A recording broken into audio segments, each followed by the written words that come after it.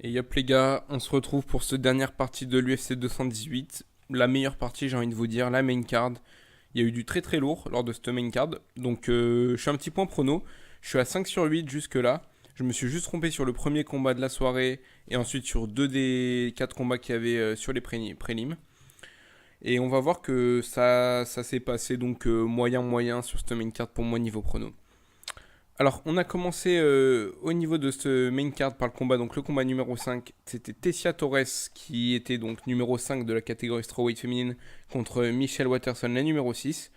A noter que Michelle Waterson sortait d'une défaite contre Rose Namajunas, la nouvelle championne.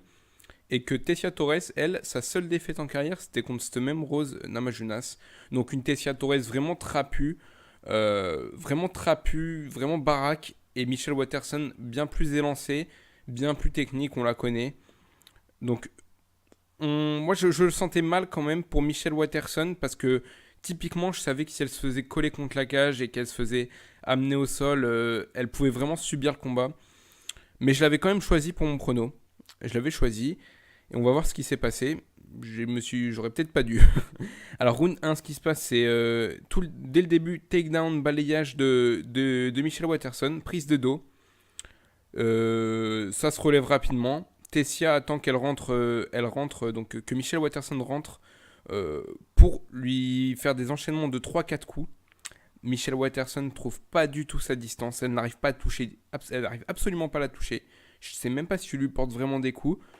Torres beaucoup plus physique, elle l'use en la plaquant contre la cage. Debout, même Waterson debout, elle aurait dû dominer.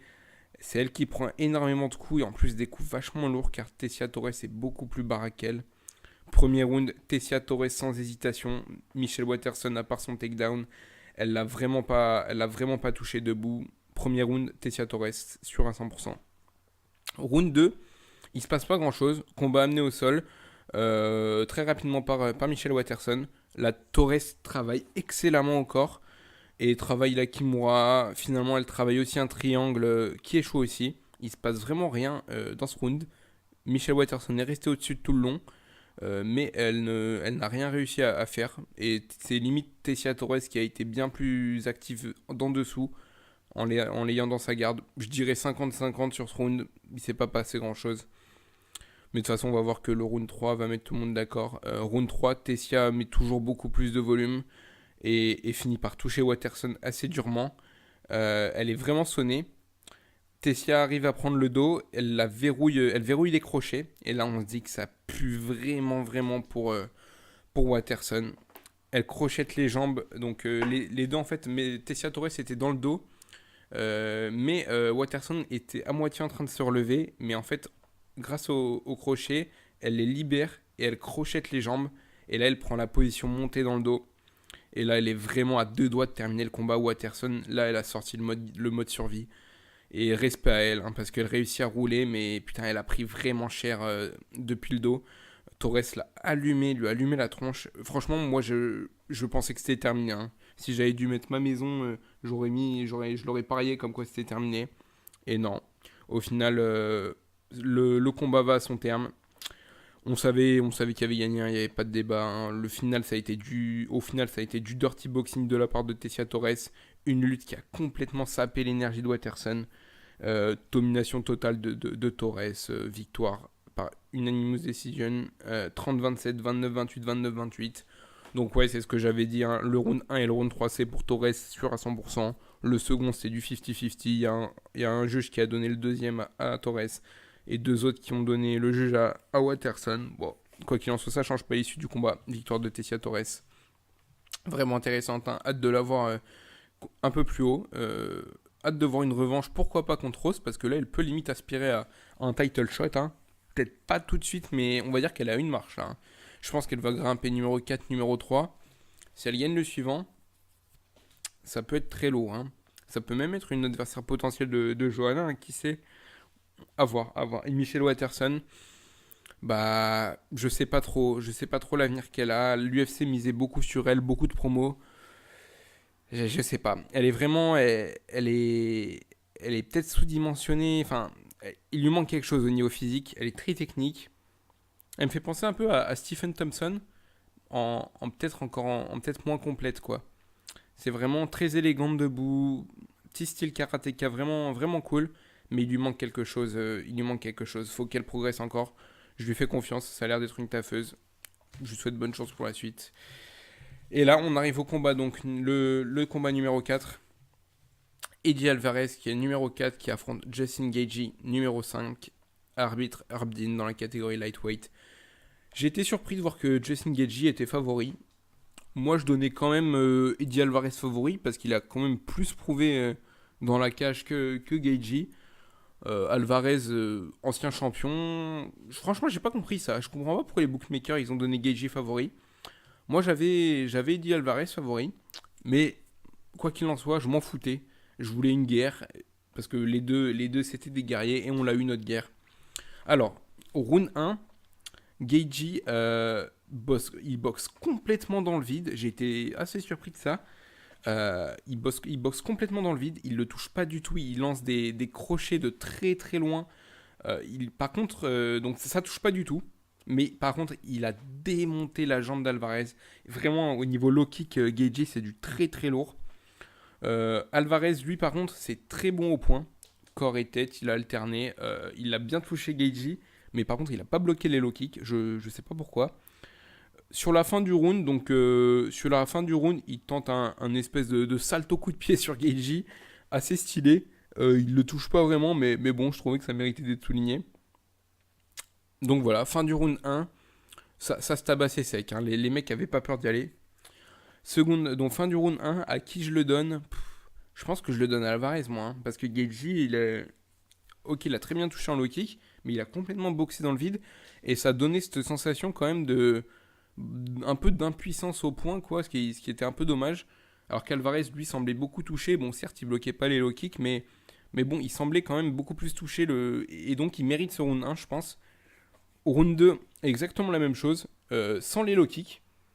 Alors Alvarez l'a sérieusement touché dans ce round 2. Gaethje, il est pas bien, il est crevé. Sur la fin, il tombe sur la fin du round et en se relevant, il se prend un pied-bouche. Honnêtement, j'ai cru que c'était... Enfin, s'il l'avait mieux touché, ça aurait pu être terminé tout de suite, hein. Mais Gaethje, c'est un warrior. Il n'y a pas de souci avec ça. On avait deux guerriers dans la cage.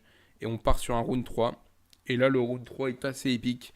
Beaucoup de low kick qui passent de la part de Gaethje. Je comprends pas pourquoi il avait arrêté dans le round 2, ça marchait très bien. Les low kicks passent toujours aussi facilement. Alvarez cherche pas à les bloquer. Et Alvarez est contraint de passer en gaucher parce que sa jambe juste elle tient plus. Il est contraint de passer en gaucher et là c'est pas la même histoire. On sent tout de suite qu'il est pas à l'aise. Dès qu'il peut, il repasse en droitier. Sauf que quand il repasse en droitier, Gaethje lui remet des low kicks. Et là, on part en mode gros combat, grosse bagarre. Les deux warriors qui se frappent dessus. Uppercut de la part d'Alvarez, low kick de la part de Gaethje. Ça lutte pas mal. Les deux sont complètement out. Un petit peu plus Gaethje quand même qu'Alvarez. Donc ça, là, ça bagarre vraiment les mecs qui vont au bout d'eux-mêmes. Sur un mini clinch sur la fin. Genou au visage de la part d'Alvarez et KO. Vraiment incroyable. Gaethje, il s'écroule durement. Sur la fin, il essayait de enfin, après, donc l'arbitre arrête tout de suite le combat après le coup de genou d'Alvarez. Mais Gaethje essaye quand même de se relever. Il tombe en se relevant. Le mec, c'est un pur warrior, quoi. Le mec, il était écroulé. Il essaye de se relever pour y retourner. Vraiment un putain de warrior. Alors, au niveau des rounds, j'aurais donné le premier à Alvarez. Mais pas sûr. Le deuxième, il allait à Alvarez, c'est sûr et certain par contre. Et le troisième, je l'aurais plutôt donné à Gaethje avant ce coup de genou. Des défauts des deux côtés quand même, mais bon, impressionnant quand même de combativité les deux. Gaethje, il a peut-être trop tenté le coup dur. Et Alvarez n'a pas bloqué les low kicks. Donc bon, les deux sont des guerriers, les deux sont très forts. Mais il y a quand même des gros défauts. Ne pas bloquer les low kicks à ce niveau-là, surtout quand quelqu'un est aussi puissant. Et pour l'autre, Gaethje avancer tête baissée comme ça et chercher le coup dur. C'est pas ouf. De toute façon, il fallait que ça lui arrive à Gaethje. Il fallait qu'il prenne un KO un jour ou l'autre. J'espère qu'il va apprendre parce qu'il a beaucoup de talent. Et il a surtout un mindset de warrior. Donc voilà. Je sens le meilleur pour les deux. Gaethje va revenir plus fort, c'est sûr et certain.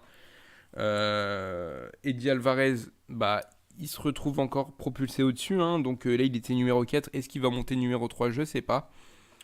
La catégorie est vraiment dense. Hein. C'est un bordel pas possible, surtout avec Conor McGregor, mon compatriote également, qui fout bien la merde.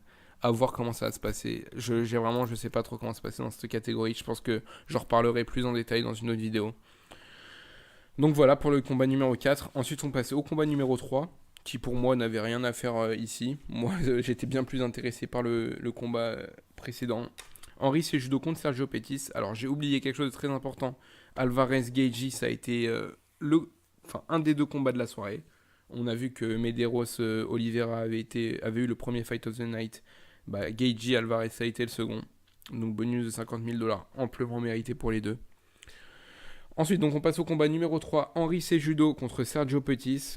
Franchement, bon, moi j'avais Henry Cejudo. J'avais assez bien deviné comment ça allait se passer. Et ça s'est passé comme je l'avais imaginé, malheureusement. Donc Keith Peterson à l'arbitrage. Donc le numéro 2, Henry Cejudo, de la catégorie flyweight face à Sergio Pettis, le frère d'Anthony Pettis. Numéro 4, round 1, takedown de Cejudo, side control. Prend le dos ensuite, met quelques coups. Ça envoie pas beaucoup de coups, hein. Petit à petit, Cejudo envoie quelques sacoches, mais bon, il contrôle surtout la position. Round 2, Cejudo touche un peu et réussit à le faire tomber. Ensuite, il travaille au sol toujours de la même manière, un peu de ground and pound, ça se relève un peu, mais bon, même Pettis, quand il est debout, il tente rien alors que c'est censé être son point fort, le striking. Deux premiers rounds vont à Cejudo et là on se dit que round 3, Pettis a intérêt à accélérer. C'est ce qu'il fait au début, il accélère un petit peu, mais bon, Cejudo il bronche pas, il prend quelques coups, ça lui fait rien. Et d'un coup il sort un single leg haut et là ça retourne au sol. Il se met de nouveau au-dessus. Et il se passe de nouveau pas grand chose. Cejudo il contrôle, il alterne les positions, il fait le combat qu'il a à faire en fait. Donc en fait, on se fait chier, le public est en train de huer. Mais Cejudo il fait son taf, hein. Il veut remporter le combat, il le remporte, hein. Il n'y a pas de problème avec ça. Hein. De toute façon, on sait que Demetrius Johnson est intouchable. Voilà, Cejudo il sécurise sa place de numéro 2 ou numéro 1, on verra avec Benavidez, ça dépend.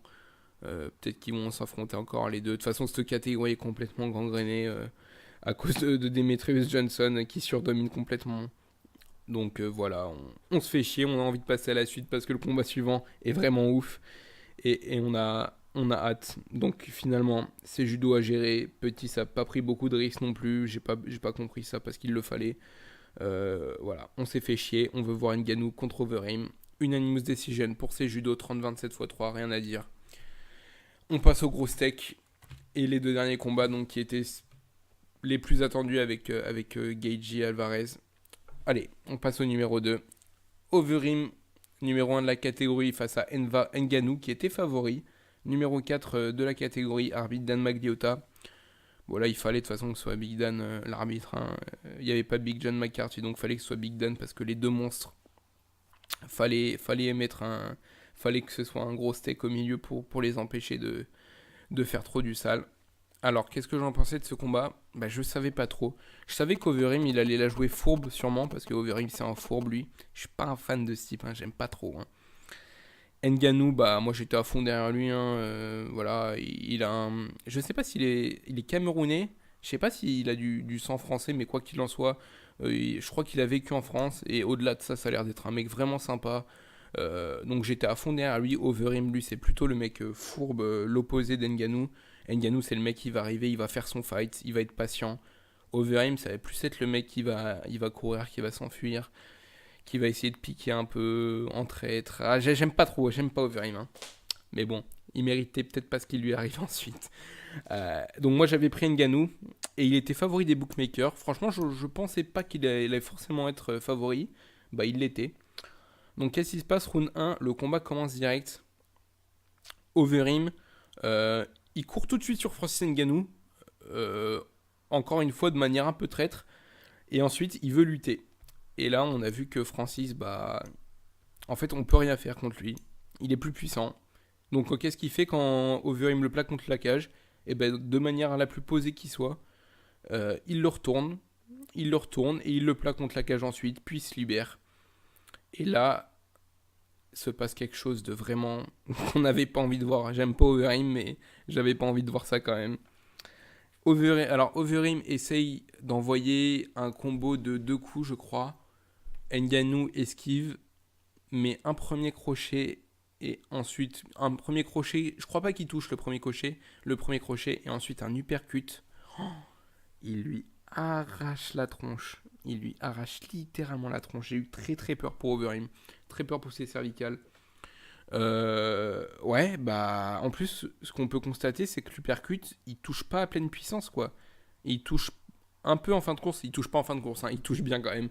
Mais il touche pas à pleine puissance. Et c'est là qu'on peut se dire que Ngannou, il fait vraiment peur. Et moi, si j'étais Stipe Miocic, je ferais sérieusement dans mon froc.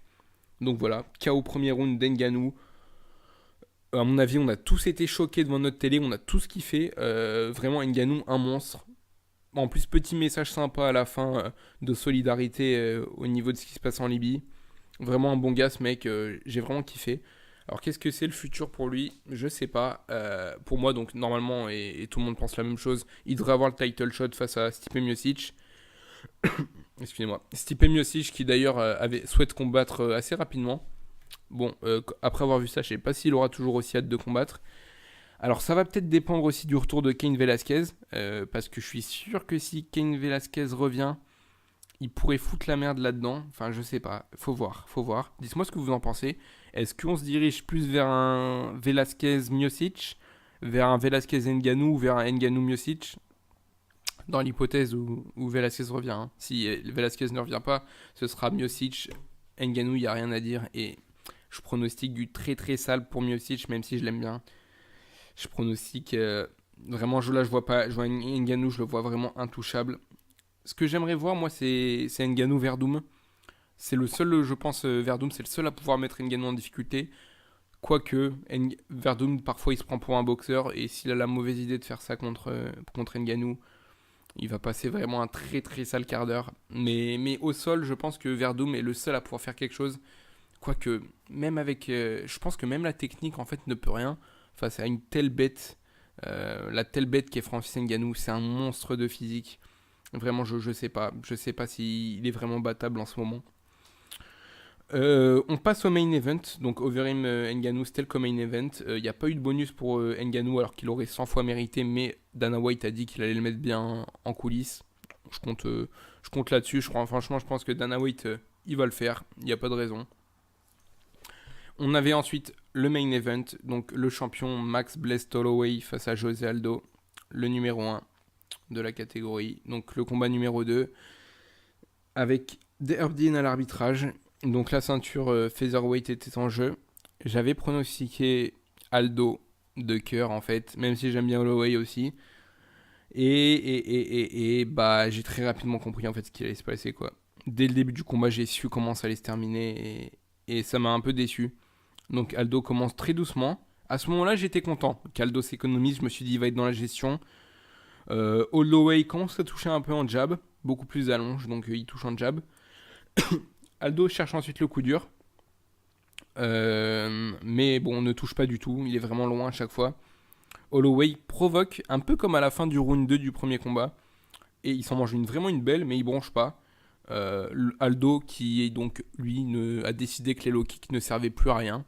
Je comprends pas cette stratégie. Soit il y a une blessure au pied, soit il y a une stratégie déplorable, mais je comprends pas.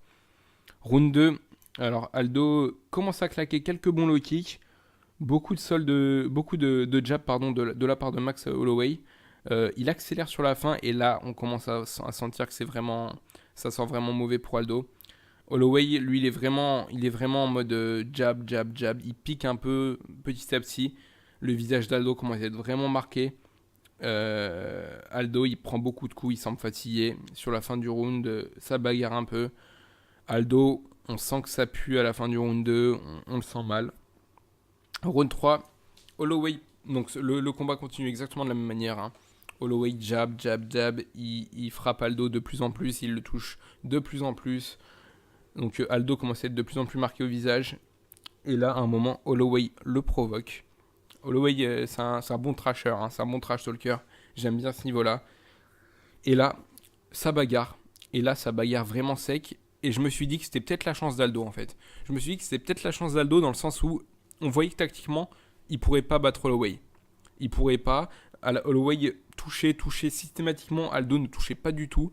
Et donc, comme le travail en jab d'Holloway payait vraiment et commençait vraiment à toucher, à marquer Aldo au visage, je me suis dit que cette bagarre, c'était sa chance. Sauf que pas du tout. Pas du tout. Holloway, il a touché 1000 fois plus. Euh, Holloway touchait beaucoup, Aldo remisait autant que possible, sauf que Holloway ne bronchait pas du tout et accélérait encore et encore et encore. Aldo ne pouvait plus suivre le rythme. Pour remiser, il était obligé d'arrêter de se protéger. Et là, ça a été le début de la fin. Il commence à vaciller, il tente désespérément un takedown.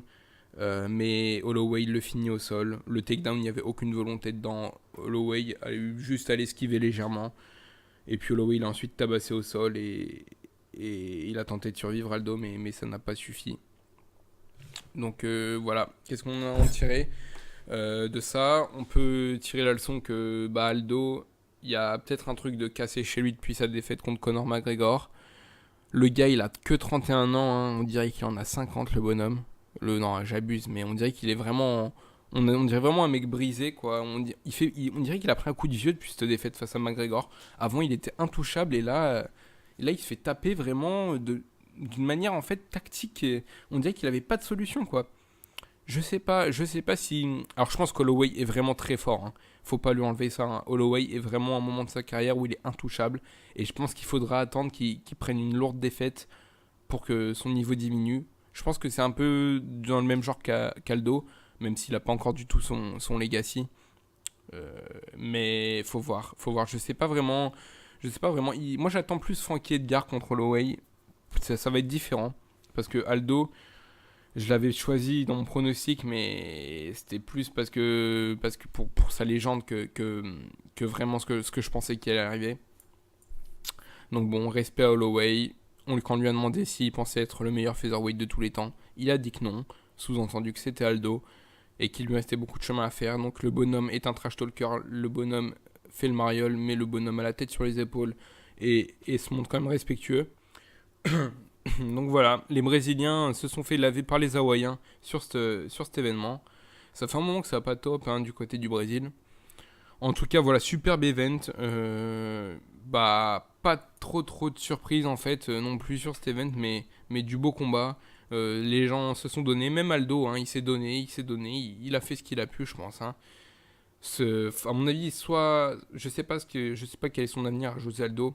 Soit il va changer de catégorie, soit il va continuer à combattre et faire de l'alimentaire. En tout cas, faut qu'il s'il veut revenir, faut qu'il reprenne confiance parce que là, il est brisé, le bonhomme. Il peut plus rien faire dans cet état-là. Voilà les gars, voilà pour cet event. Je reviendrai bientôt avec un nouveau style de vidéo. Là, on était vraiment dans du débrief pur et dur.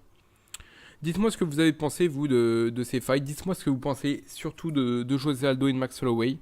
Est-ce que vous voyez José Aldo revenir? Qu'est-ce que vous pensez du niveau de Max Holloway? Ça a commencé à parler de McGregor Holloway. Je pense que ça se fera strictement jamais. Et je ne sais même pas si quoi que ce soit se refera avec McGregor en fait. Mais j'aimerais bien voir les deux parce qu'on sait que McGregor a battu Holloway à la décision il y a de ça quelques années. Là, ce serait pas la même histoire, je pense. J'ai beau être habitant en Irlande. Et du coup, je serais obligé de supporter McGregor, mais je suis vraiment pas sûr que ce soit un bon fight pour lui. Mais bon, de quoi qu'il en soit, je pense que ça arrivera jamais. Donc les gars, je vous attends. Pour me dire ce que vous pensez d'Aldo, ce que vous pensez d'Holloway, de l'avenir d'Ngannou, également de la catégorie heavyweight, ce que vous pensez qu'il arrivera. Est-ce qu'on part plutôt sur un retour de Velasquez, sur un Ngannou Miocic? Qu'est-ce que vous pensez d'Ngannou Miocic? Tout le monde dit, je vois beaucoup les commentaires sur Facebook, etc., que Miocic a déjà perdu. Moi, j'enterrerai pas Miocic, mais non, je pense que Ngannou, je pense qu'il a aucune chance en fait, moi non plus. Mais bon, Miocic, faut pas le sous-estimer, c'est quand même un sacré bonhomme, hein, c'est un sacré morceau le garçon. Voilà les gars, je vous attends, dites-moi ce que vous pensez, dites-moi ce que vous avez pensé de ces 3 vidéos. C'est mes premières, donc j'accepte les critiques les gars, hein. Dites-moi si je peux progresser, si je peux mieux faire. Dites-moi ce que vous avez pensé, les défauts, les qualités, ce qu'il y a à améliorer. Dites-moi également plein de choses, ce que vous pensez au niveau de mon analyse. Si vous pensez qu'il y a eu des choses fausses, je vous attends les gars, je vous attends, allez-y, dites-moi. On discutera de ça. Comme je vous ai dit, il y aura sûrement des vidéos en réponse à vos commentaires. Moi, de mon côté, je vous remercie d'avoir suivi, les gars. Enfin, je sais, c'est pas été l'event de l'année, hein, mais ça a été un très bel event. Donc voilà, c'est pour ça que j'ai fait assez long. Voilà. Merci beaucoup, les gars, d'avoir suivi. Et je vous souhaite à tous une bonne journée ou une bonne soirée. Allez, ciao, ciao, les gars.